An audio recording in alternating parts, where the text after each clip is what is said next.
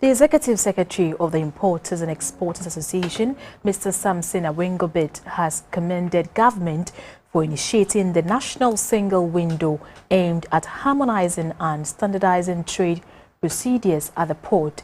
He noted that the implementation of the program has cut down the cost and time associated with clearing goods at the country's ports. Prior to the implementation of the national single window, importers had to go through 23 different institutions in a bid to clear their goods at the ports.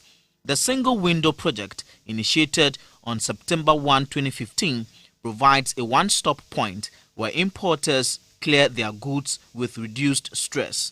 Even before the program runs full cycle, implementers say the progress has been encouraging. Single window, in fact, is a key tool for implementing the WTO agreement, as it has a major impact on simplifying trade procedures and facilitating border agency coordination. It is also a key tool for addressing the information access requirements of the agreement. The national single window is one of the 36 components of the WTO Trade Facilitation Agreement ratified by Ghana. Speaking at a National Single Window Conference in Accra, the Deputy Director General of the WTO, UNOF Frederick Agar, commended government for a commitment towards trade facilitation. Full implementation of the agreement could be a challenge for some members.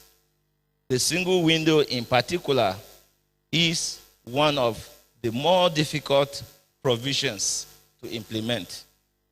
Therefore, just as the WTO members all worked together to create this agreement, we must work together to see it through to full implementation.